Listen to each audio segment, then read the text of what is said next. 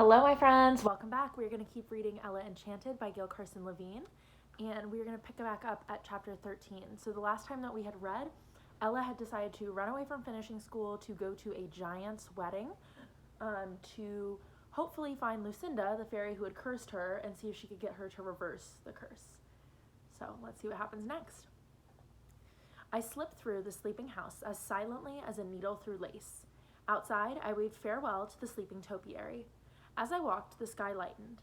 On the edge of Jen, I gave a baker the first sale of the day, 2 currant muffins and 2 loaves of traveler's bread in exchange for Hattie's wig, which he declared the finest he'd ever seen. He'd never heard of Uaxie, but said there were several giant farms up north. I hear they bake cookies as wide as my waist, he said. He drew a map for me in flour on his pastry board. The road would fork after I left Jen. The right-hand fork led back to Frel. The left fork was the one I wanted. My first landmark would be the elves' forest. After the forest, I would come to another fork. The road to the left, which I was not to take, led to the fens, where the ogres lived. The road on the right would take me to the giants. When the cows became as big as barns, I would be there. It didn't seem far on the pastry board. My fingers could travel the distance in a trice. The baker thought the trip would take 5 or 6 days by coach. How long do you think it would take to walk? Walking? He started to laugh. On foot? Alone? With ogres and bandits roaming the road? Beyond Jen, I left the road, following it, but too far away to be seen from it. I didn't fear pursuit by Madame Edith, who would probably conceal my disappearance for as long as possible in hopes I might return. The baker's worries about ogres and bandits I thought exaggerated, since a solitary traveler would hardly be worthwhile prey. However, I was wary of strangers. With my curse, I had to be. I wondered if I would meet Char on his way to the fens. I liked thinking he might be near, but whether he was ahead of me or behind, or whether he had taken this route at all, I had no idea, and I wished my magic book had told me more. The road was little trafficked, and I was too happy about my escape to feel much fear. I was free of orders. If I wanted to eat my breakfast under a maple tree and watch the day grow between its leaves, I could, and did. If I wanted to skip or hop or run and slide on dew-wet leaves, I could, and did. And when the mood took me, I whistled or recited poems that I made up on the spot. I spent 2 glorious days this way, the best since before Mother had died. I saw deer and hares, and once at twilight, I swear I saw a phoenix rise, trailing smoke. On the 3rd day, I began to despair about reaching the giants in time. I hadn't even come to the elves' forest.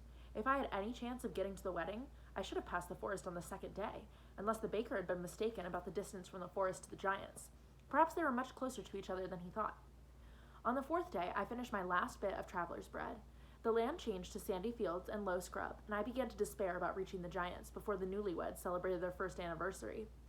On the 5th day, I knew I was doomed to wander in the endless barrens till I died. On the 6th day, there were more trees, but I was too dazed by hunger to realize their significance. I was searching the ground for the lacy flowers of the wild carrot when I caught a shift in the shadows ahead of me, a flash of motion among the tree trunks. A deer? A walking bush? There, I saw it again. An elf. Kumek ims pound, I called. It meant sun and rain, or hello, in Elfian. Kumek ims pound. An elf woman approached me hesitantly. Her robe was woven in a dappled pattern, and shadow of leaves on the forest floor. Speak Elfian? Yungar. A little. I tried to smile at her, but her expression was so solemn I couldn't. Af enk poel? She asked. Doc enk Ella. Jort hux Sir Peter hux Frel. I wondered if she knew father. Sir Peter. Wattel Len. Her tone was dismissive. She stepped closer and stared at me. I met her gaze and hoped I didn't seem Wattel, sly, too. Her eyes poured into me. I was sure she knew every one of my unkind thoughts, knew about the theft of Hattie's wig, knew each time I'd made a finishing school mistress uncomfortable, and knew I hadn't had a bath since I'd left Jen. Mundlen. She smiled and took my hand. Her fingers felt waxy, like a leaf. Not like father. She led me to Slanin, the elves' chief trader, who spoke Kyrian fluently. He was the one father had mentioned in his letter.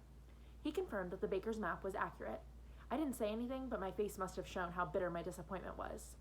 You will join your father at the giant's farm? He asked. I nodded. But I'm not hurrying to him, I blurted, then stopped. You seek something else from the giants. His amber eyes searched my face. Someone I must find. I must find her. Slanin patted my arm. Elves will help. In the morning you will see, but you must spend the night as our guest. He smiled, showing pale green teeth. I smiled back, reassured, although one wouldn't expect green teeth to be reassuring. The elves were the same height as humans. With their mossy hair and green skin tinged with orange for the coming autumn, they were no more frightening than a pumpkin vine. And now, please join us for our evening meal. We sat at a table with 12 elves who knew only a little Curian, but with my bit of Elfian and gestures and laughter, we cobbled together a language understood by all. Their supper was more drink than meal. The appetizer was lemon parsnip soup, followed by turtle barley soup, the main course, succeeded by a soup of chopped raw green vegetables, the salad course. Dessert was a fruit soup. It was all delicious, even though my jaw wished for something to chew on. When we finished eating, Slannon said that elves like to sleep soon after nightfall. He led me to my sleeping place. We passed the elves' nursery, where clusters of small hammocks hung from trees like bunches of grapes. 2 adult elves, one with a flute and one singing, threaded their way through, the singer occasionally rocking a group of hammocks gently. When we reached the oak from which my hammock hung, I asked for a lantern to read by. "What book is better than sleep when the sun goes down?" Slannon asked, calling for a light. I had been afraid to show Mandy's present to anyone since Hattie had taken Mother's necklace, but now I produced it from my carpet bag. Slannon opened it. "The Shoemaker and the Elves" returned as the first story. He roared with laughter. "We're so tiny in here. The elves can fit inside a shoe." He looked through the rest of the book, admiring the illustrations and reading parts of different stories. Then he turned back to The Shoemaker and the Elves, but it was gone. In its place was a story about a walrus and a camel. "Fairy maid," he cried, "this is precious. It must give you much comfort." He returned it to me. "Do not read too late. You have a long journey tomorrow." After 2 stories, I blew out my light. The night was clear. My ceiling was sky and an eyelash of a moon. By shifting from side to side, I made my hammock swing me into sleep. In the morning, Slannon asked me to show my book to the other elves. To them, it was written in Elfian. They were enchanted and might have read all day, except that Slannon stopped them. "You have given us much pleasure," he said, "and now we'd like to show you something wonderful too." He lifted several packages onto the table he used to display goods for trading. Then he began to remove their oak leaf wrappings. "Are these by Ogulin?"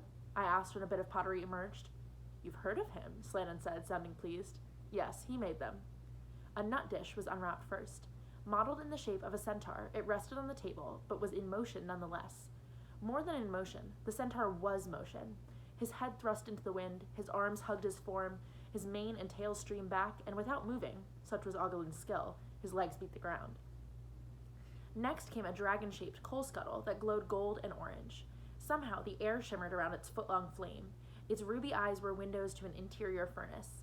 I was afraid to touch the beast for fear of being scorched. But my favorite was a stirrup cup molded in the shape of a wolf's head and shoulders, with the head lifted and the mouth pulled into an O for a long howl. The ridges in the pottery for his fur were so fine that each hair was defined.